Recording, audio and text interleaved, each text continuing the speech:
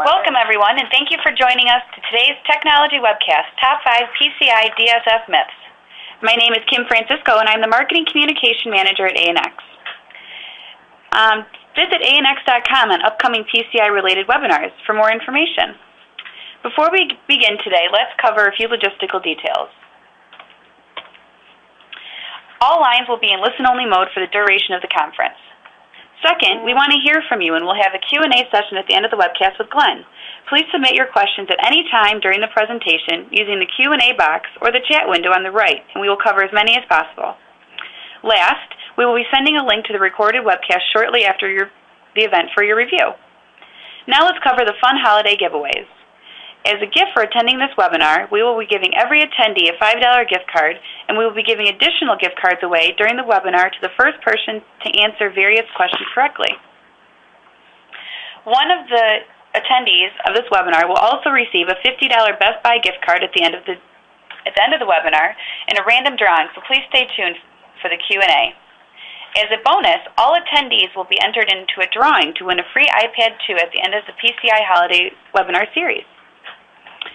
With that, it is my pleasure to introduce our speaker, Glenn Moore, Vice President of Marketing here at ANX. Glenn Moore joined ANX as the Director of Marketing in August of 2008. He is responsible for all marketing at ANX. Glenn has more than 20 years of experience in business-to-business marketing and technology and security. Prior to joining ANX, Glenn has served as Vice President of Commercial Marketing at LDMI, Talk America, and Marketing Director at Cavalier Telephone. Glenn holds a bachelor's in marketing and master's degree in telecommunications from Michigan State University. For our webinar today, Glenn will discuss common myths associated with PCI DSS. With that, let's dive into our first question. Who is this scientist?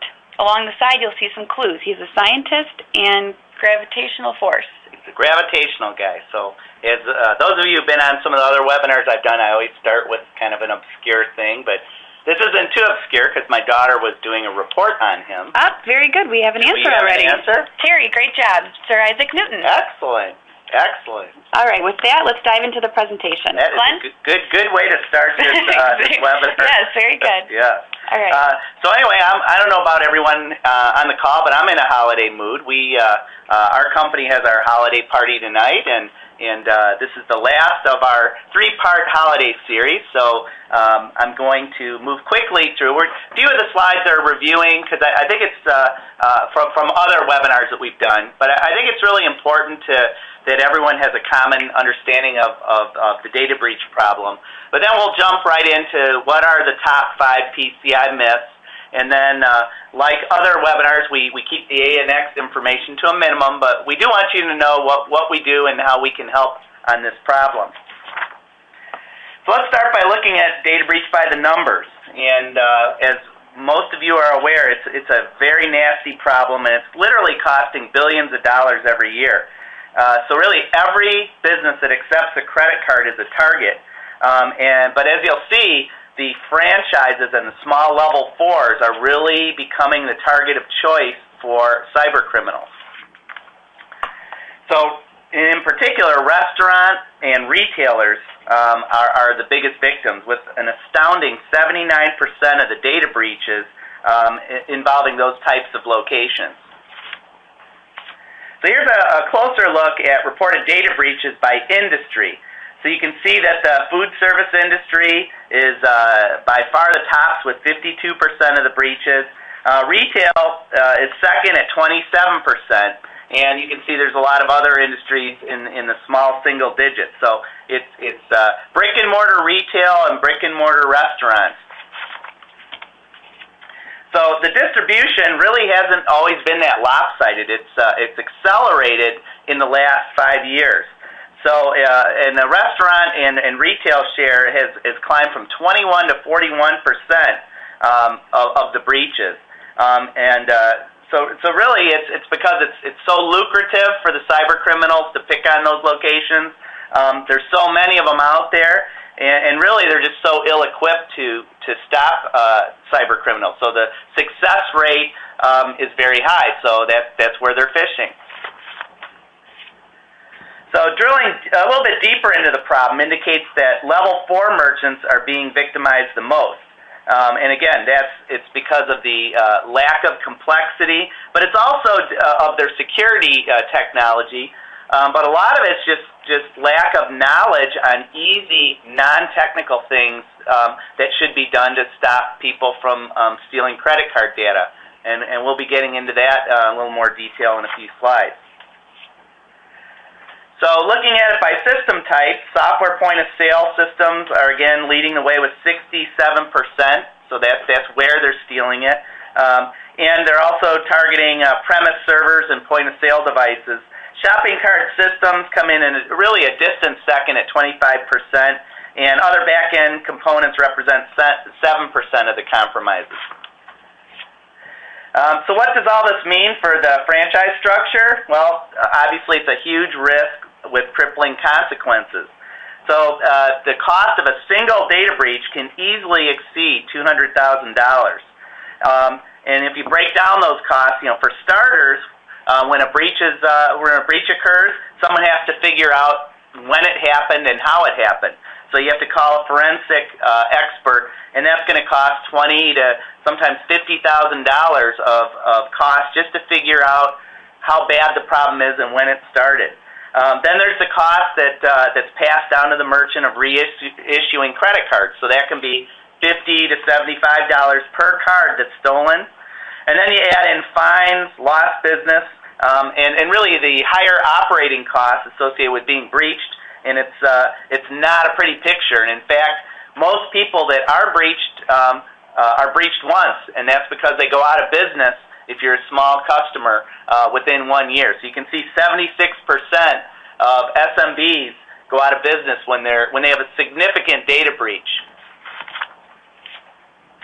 But those costs are really at the franchise level. So a data breach also really hurts the corporate brand. And this is, of course, a little harder to measure, but there's been recent studies that have quantified that a little bit better. So two notable stats on this slide: 12% loss of brand value, and that's huge. So those thinking, hey, I don't have to pay attention to my level 4s because that's their problem. Well, no, it comes back to the corporate brand and affects all members of that brand chain. And it also takes about a year of clean living, so to speak, before people forget about the breach that occurred. So it hits you quickly, and it doesn't go away quickly, and it's lost business, it's lost word of mouth advertising, and it's just something you really want to prevent. So I encourage everyone to check out this report link. And after the webinar, you'll be getting a link to the materials. But it's actually a very good report and a nice way if you're looking to help quantify your security spend in terms of why you need certain investment in security technology. Be sure to be talking about the impact to the brand. So that really brings us to the next topic, which are, what are the PCI myths? And there's quite a few of them out there. We broke it down into the top 5. And some of them used to be true and aren't true anymore. Some are just never were true and have been perpetuated. So there's really 3 reasons for myths out there. First one is kind of I'll call it evolution. So the standards of how it's been enforced with acquiring banks. So early on, PCI DSS was a level 1 and level 2 merchant problem. So the banks really weren't that concerned with level 3s and 4 merchants. So even though it was out there, people were told to pay attention to it if you were smaller. There weren't penalties. The banks weren't calling the merchants saying, are you PCI compliant? They weren't sending emails, letters, charging more fees.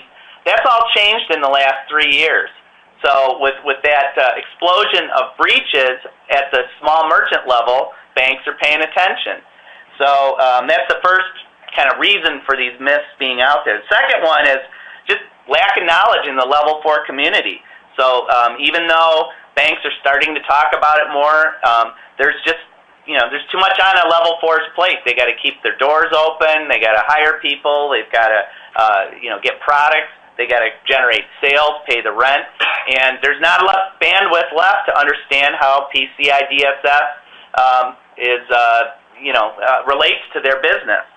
And then really the third reason for some of the myths out there are really, hate to admit it, vendors. And we're a vendor out there like a lot, but especially hardware vendors for point-of-sale systems, they've been pretty vocal of saying, hey, if you buy my solution, if you buy my technology, you will be PCI compliant. And of course, PCI compliance goes well beyond that. So a lot of people out there making lots of bold claims about buy my stuff and you'll be PCI compliant, and a lot of falsehoods to that. So let's take a look at what some of the myths really are. So the first one really is that I can buy a single technology, so I write a check to someone and I'm going to be PCI compliant. And that just flat out isn't true. And the reason is, if you look at the PCI DSS requirement, the scope goes well beyond what any technology does. The scope touches on process. It talks on training. It talks on or it speaks to all sorts of other things other than just being able to encrypt things in a security sense, having a firewall installed, having anti-malware software installed. You have to have things like written security policies. A technology's simply not going to do that for you. You have to change your passwords. You have to put physical locks on rooms, things like that. You have to keep access logs, and you have to inspect them. So there's a whole host of things that a single technology solution doesn't even address. And so you really have to take the time to look at claims from some of these so-called experts that say, buy my thing and you'll be PCI compliant. Challenge that through knowledge of the PCI regulation. The second myth is PCI DSS is really an IT problem, primarily in the IT realm. Of course, that's not the case either. You have to do things like train all your employees on awareness of PCI risks and threats. Those aren't IT employees. Those are employees that are working the cash registers, that are basically interacting with customers in some capacity. You also have to have trained risk owners, so the owners of the business or the managers of the business. It goes well beyond just making sure you have the right technology and the right security policies in place.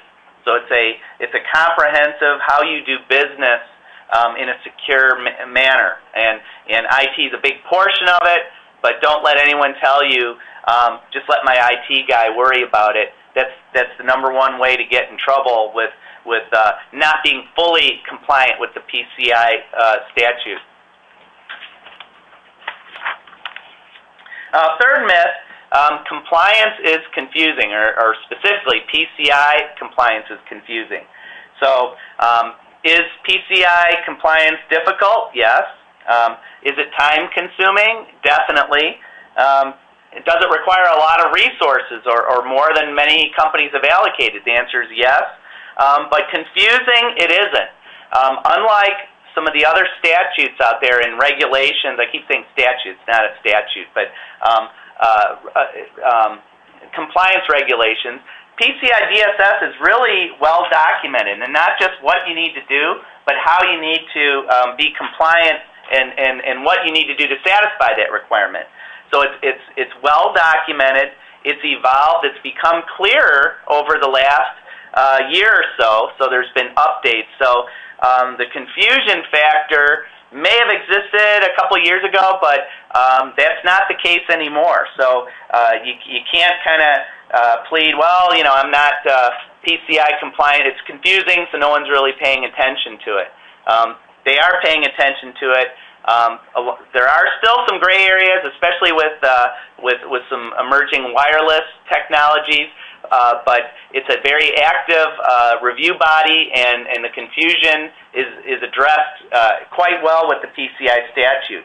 Not, I compared to a few other regulations like HIPAA, little more gray area there, and the enforcement is not as prevalent because you don't have banks issuing fines. You have the government kind of overlooking that. So, what may be confusing for HIPAA or a couple of these Graham Leach Bliley in the financial industry, you can't make that same claim on the PCI DSS. Next big myth that's out there is PCI doesn't apply to small business. And again, where that used to be true, that's that evolving category. That's just not the case anymore. So it is definitely something that small businesses needs to be aware of. And what you're seeing is small businesses getting letters. It isn't just me talking about. The banks are applying. They could do one of three things, really.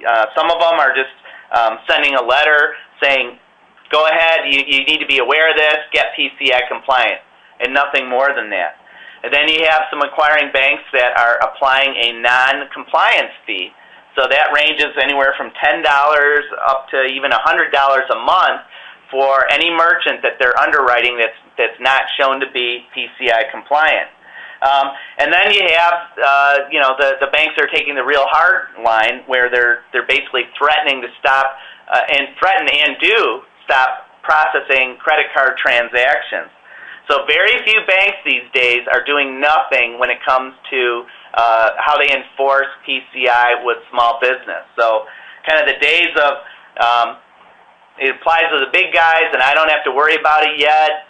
I'm kind of preaching to the choir, but those days are over. And if anything, over in the coming years, expect to see even more requirements pushed down on small business relative to PCI and kind of the burden of proof to ensure not just that you're compliant at one point in time, but you maintain a continual compliance. And the fifth myth is that PCI compliance guarantees security. So, of course, compliance is really just a static measurement of security at a given point in time, whereas security is an ongoing process of measurement, inspection, and improvement. So security is a process, compliance is a measurement at one point in time. So being PCI compliant, though, definitely does play an important role in security. So when you do complete all the PCI requirements, it means you're paying attention to security. The biggest pitfall when you do that is you don't want to cram to do your compliance. You want to adopt kind of a continual process where the things that you did to say yes on all your self-assessment questionnaire questions, you want to make sure that you're reviewing that throughout the year so that it's not just a single point in time that you're compliant. So some of the things where companies fall off the bandwagon, they do it to pass their SAQ but then stop doing it. Password changing, that's an easy one. People complain and you kind of roll over and allow that not to occur, or not to have complex passwords in place. Not watching the access logs, so you're not paying attention to who's accessing the data after hours, and should that person be doing that? Is that employee authorized to do that? So the best way is to kind of look at your access logs. Even giving remote access out to people that don't need it, and as their needs change, where they might have needed it for a project, not terminating that remote access after that project is over. Those are things that need to happen. Contractors as they come and go. So kind of remote access is a real weakness in administering. And as you'll get to when we talk about some of the ANX solutions, we have some good helpful ways to get your arms around that. Oh, we have a question? Yeah. Doug asked, what if the small retailer saying that they don't keep credit card data, it's just passed through their credit card merchant service payments, and they don't hold it? In their words, just pass through. Does that make sense? Yeah, no, that's a great question. And the people that don't retain or have a point of sale system definitely have less of a burden when it comes to PCI compliance, and the self-assessment questionnaire, or the type of questionnaire that type of business is much shorter, but there still are requirements. So anyone, for example, that touches a credit card has to know not to write those numbers down. It's a training thing. One of the most common mistakes people make is they'll write down a credit card and then then it gets thrown away in the garbage, and someone grabs it out of the garbage. So there's still requirements. There's a lot less of them. So that's very true. But to say, hey, I'm a simple little business and I don't have a computer point of sale system, you're getting yourself in trouble if you don't at least look at the self-assessment questionnaire that's designed for that type of business, which I believe is SAQB type B. So good question there. Let's see. So really, I think I covered the top 5 myths. We have another one? Oh, no. Okay. All righty. So let's one final slide here, and then I'll tell you a little bit about ANX, and we'll throw it open to some more questions. So to wrap it up, I just want to stress the importance of really getting started with PCI compliance. So if you're responsible for a level 4 franchise chain, getting everyone 100% compliant really is a daunting objective. And for the reasons, these are independent businesses, they have different understandings of where they're at, and it's not a priority for everyone at the same time. So what you really need to do is create a series of steps to get you to that bigger goal of having everyone be 100% compliant. So you really want to do things like, first goal would be select a platform to have everyone do their SAQs. So get a common platform so you can measure how many people are doing their SAQs. So that's not saying everyone do their SAQs and get them all completed, but pick a platform. The second thing you want to do is have everyone start their SAQ. So even though they're not going to, if they start it, it means they're paying attention to it. And that's a good goal, and it's something you can measure. So once you have your platform in place, then your goal is everyone log into the thing, everyone start your SAQ. You're going to get great benefits by hitting those two 100% objectives. Then kind of the third thing you should do is get everyone to roll out employee training. So there's really not a single thing you can do, I think, that will help you mitigate risk more than getting your employees trained. And that's not technical. That's just a matter of finding a vendor or finding a way in which to train your employees so that they're not doing things that are putting your business at risk. So I would get that as a 100% goal. Again, they haven't completed the whole SAQ, but now you've got them doing a bunch of things that are contributing to a safer environment. And then you really want to make sure everyone has an employee or vendor that's responsible for the technical portion. So not completed, but a lot of level 4s don't even know who is responsible within their environment. They bought a computer, it was put in, they don't know really who to talk to, they don't have an employee that maintains it, but you really want to have a conversation and identify the resource that you can rely on to do the rest of the SAQ. So as someone kind of saying grace over a level 4 program, make sure you're setting as a goal, does everyone in my chain have a person either on staff or a vendor that's going to help them complete the SAQ? So that's a lot easier to get everyone raising their hand saying, yes, I have someone, or no, I don't. And then you can provide a lot of value to the people that raise their hand and say, no, I don't even have someone. There's a lot of firms out there that can provide technical resources for that type of, and you can help point people to the right place to get help. So I think if you just do those types of things, even though you're not yet 100% compliant, you'll have made huge strides toward achieving that 100% goal, and you're going to make your system a lot safer along the way. Okay, we have Kim. 2 questions that came in, and then we're also going to do a Starbucks giveaway. All right. So let's start with the 2 questions. We have, where do I go to get my self-assessment questionnaire? Okay, that is a really good one. So a self-assessment questionnaire is, if you're familiar with the federal income tax, I like to use my tax example. It's a form. You can get it on the PCI DSS.org site, and it's a big old Word or PDF document, and it has, depending on which assessment, A, B, C, D, the longest one has over 250 questions. So it's kind of like the long set of federal income tax. You can get the raw forms, and you can try to do it yourself, and some people do that.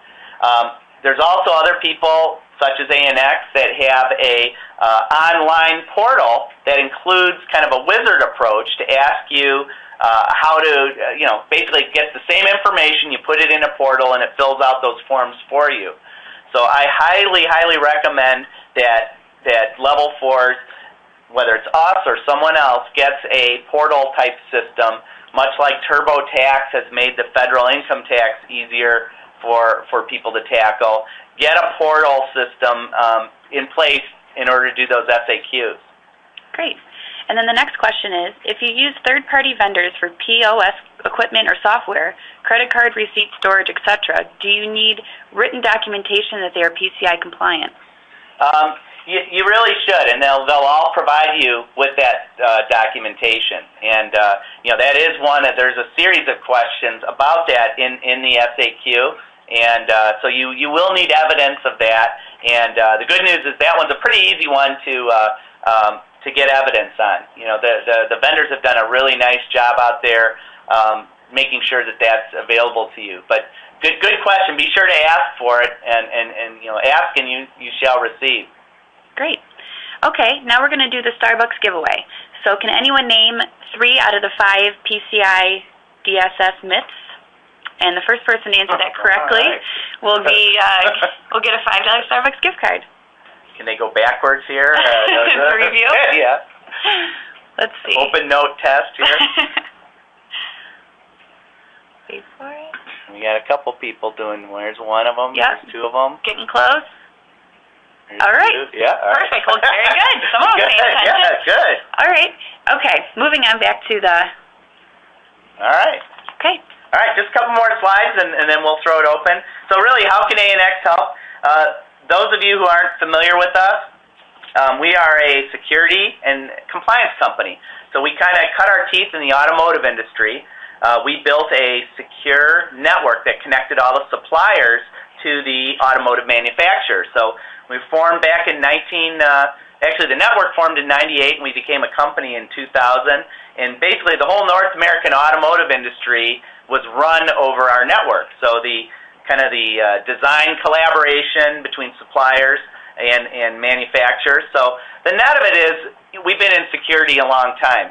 And over the past 5 years or so, we've really branched out through acquisition of some smaller companies that were really deep in different security technologies into security and compliance space. So unlike some companies out there that don't have a deep security basis to their foundation of their company, we are a security company, and we've added some really cool compliance technologies and connectivity type solutions to our portfolio. So when we look at a customer and look to help someone, we can really go kind of soup to nuts when it comes to PCI compliance. So we can help with scoping. And we are, I forgot to mention, we're a certified QSA, and we are also an authorized scanning vendor. So we are certified by the PCI DSS in both those areas.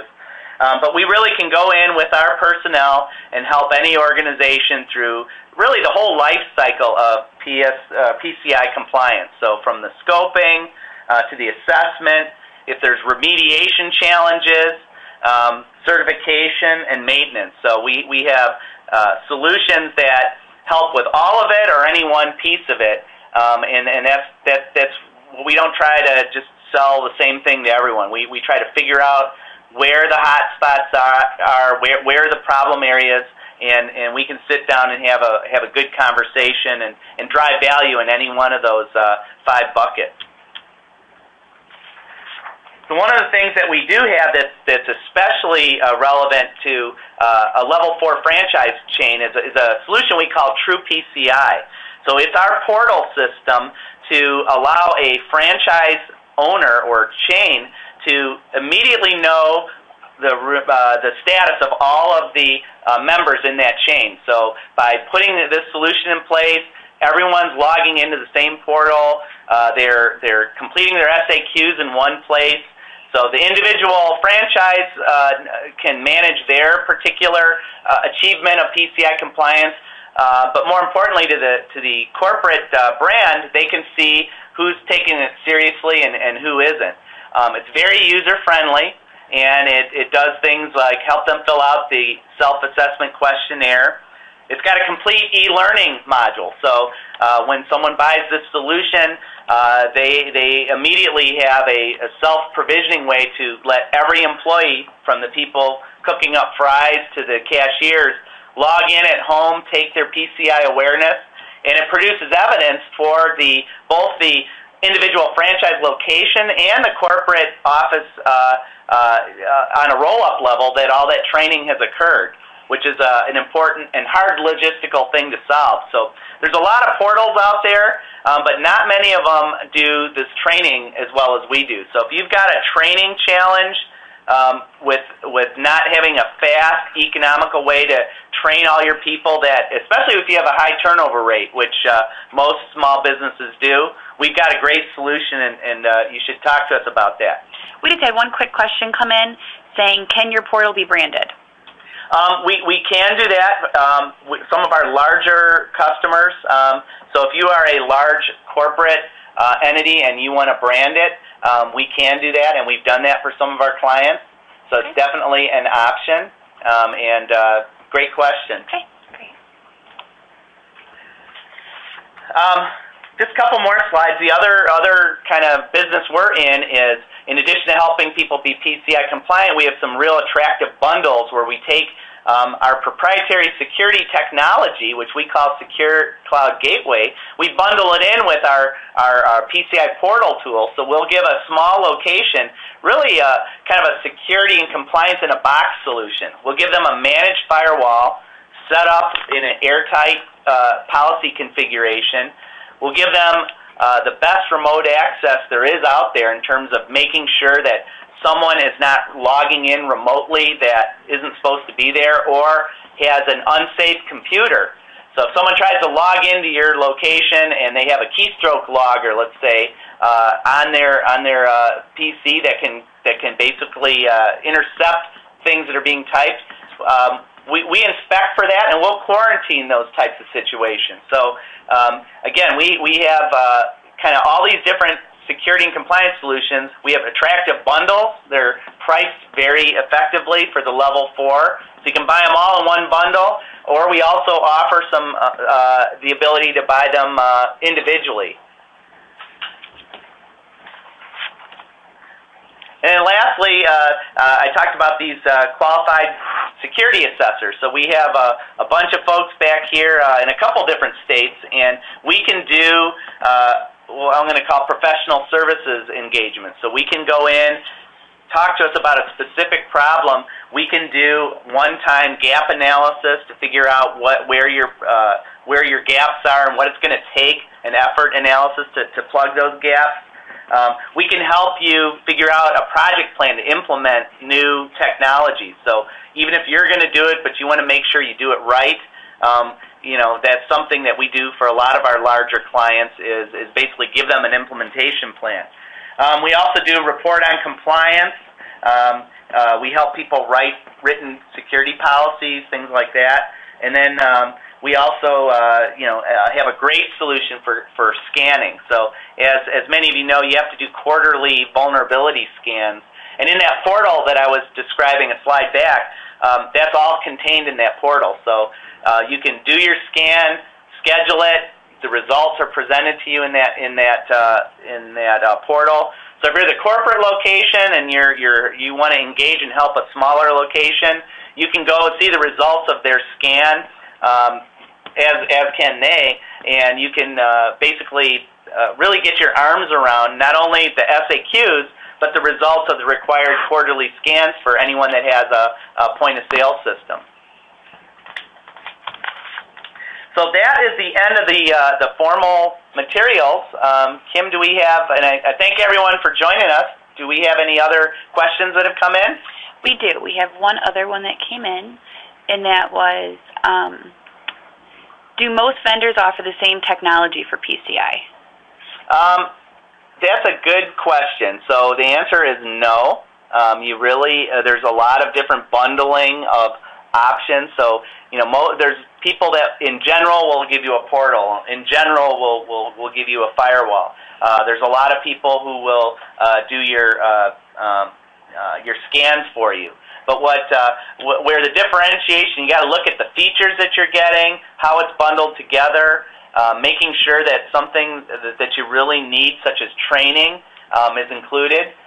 Most vendors leave the training out, and they say, hey, you're on your own for that.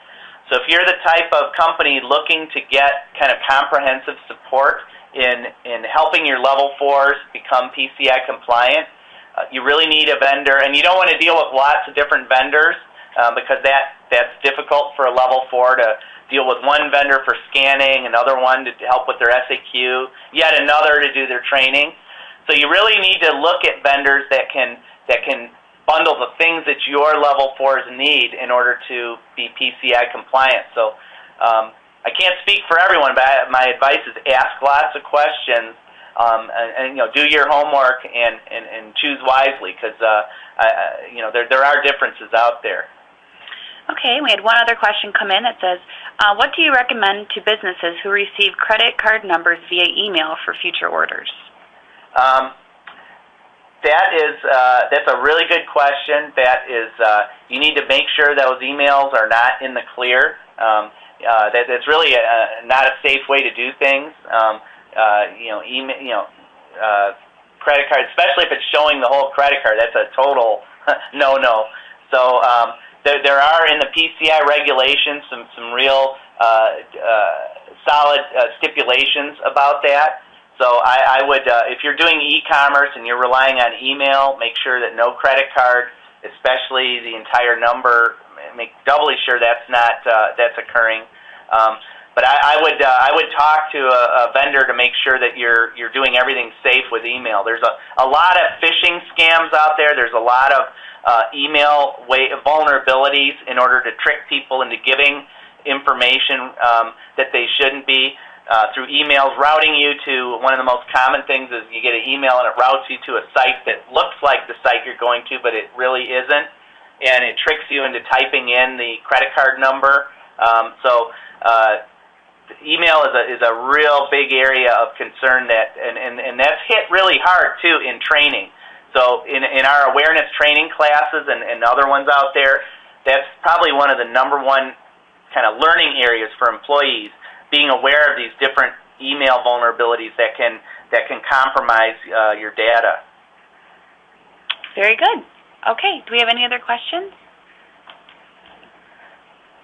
All right. Well, I thank everyone for joining, and on behalf of everyone here, wish everyone a happy holiday. And with that, we're going to do a Best Buy giveaway. Oh, so excellent, happy holidays! Excellent. Yes. So we're going to go ahead and to put everyone's name in a bowl here and randomly pick someone out. Drum roll here. Yeah, there we go. Winner is Vicki Hodgkins. So Vicki will be winning the $50 gift card, and everyone here will be getting a $5 gift card for their participation today, and everyone else that answered questions. All right. Well, congrats. Yep. So if you have any other questions, please feel free to visit us or give us a call at ANX.com, and we will be very happy that you joined us today. Thanks. Happy holidays, everyone.